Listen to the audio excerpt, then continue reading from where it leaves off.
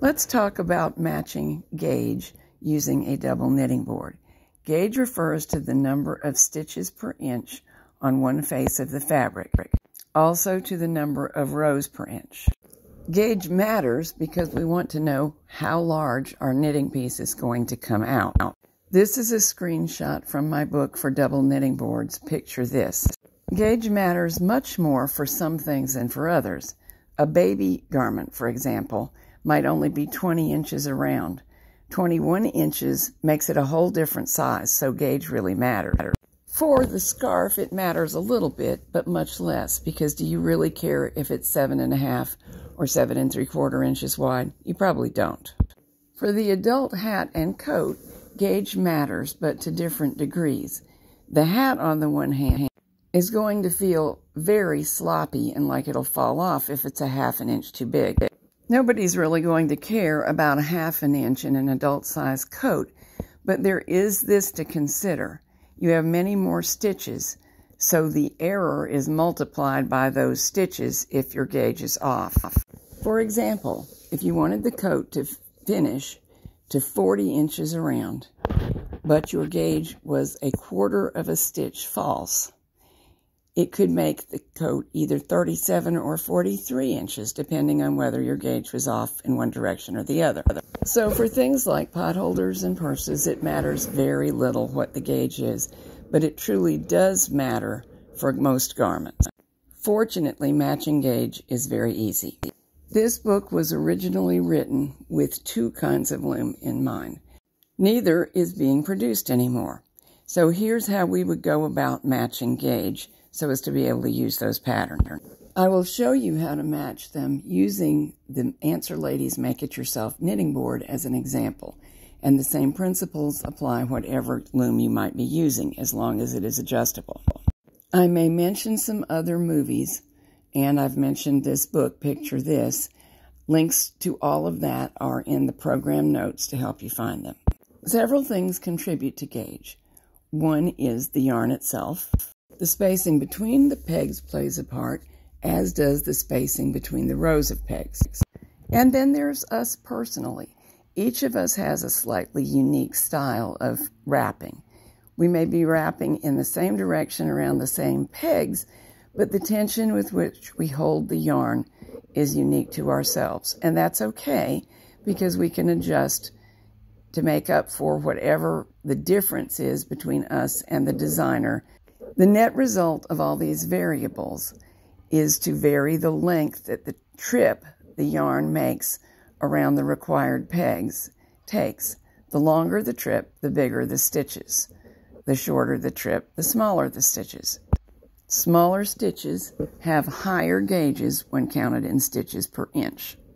Adjustable knitting boards are held together by a pair of bolts that go through both boards, and some kind of spacer is used between the boards.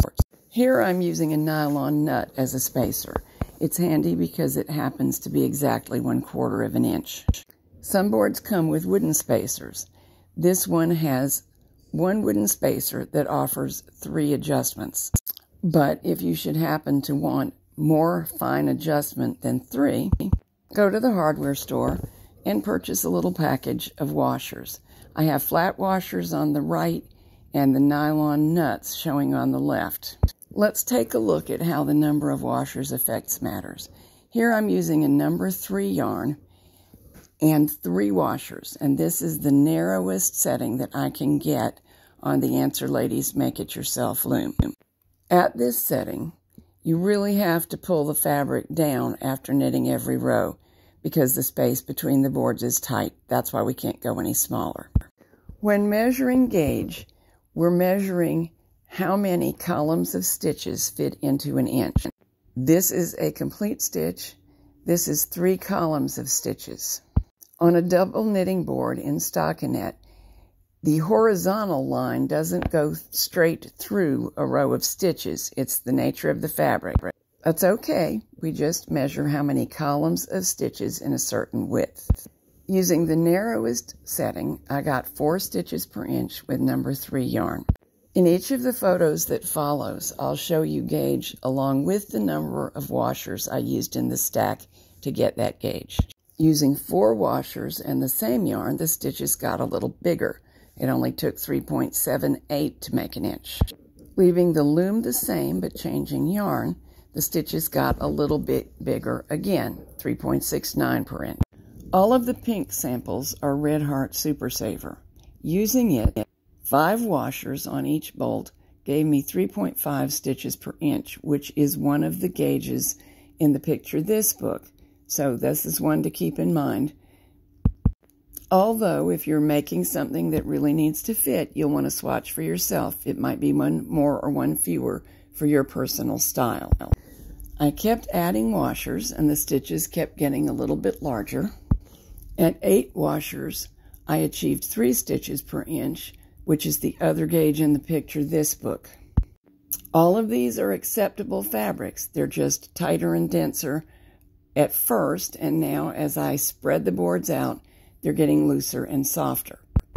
The sample with the widest spacing employed 12 washers, got 2.7 stitches per inch in the Red Heart Super Saver. However, if I changed to a chunky yarn, and that would be entirely suitable, I'd probably get about 2.5 stitches per inch based on experience. This is the swatch for my keyhole scarf pattern. The yarn is Premier Bloom, and this is another free video on my channel. As for the actual measuring of the swatch, I know of 3 ways to do it. First, we just count up the stitches in an inch. It's a perfectly good method, but it is hard to see what increment of a stitch you have, unless it's exactly 3 or 4 or 5 per inch. The second is to take a piece of cardboard and create a 1-inch wide window in it. Just draw it with a pencil and snip it out. Count the number of stitches inside the window.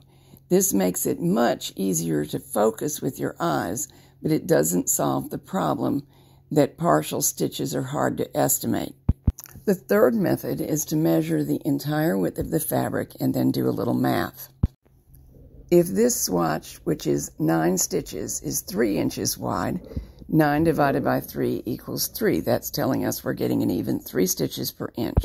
But if our swatch only comes out 2 3/4 inches wide, we can see by using the calculator that we're getting 3.27 and onward stitches per inch. I'd round this to 3.27 for my figuring.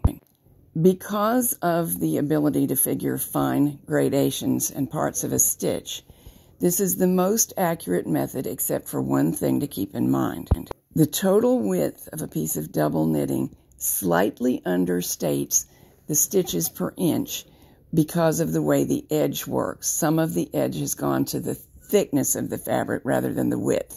Therefore, rather than measuring the entire piece, it's best to knit a piece wider than you need and measure a width that does not include the very edge stitches. In this illustration, only 7 stitches would be included in the math. However, it's best to make your swatch wider.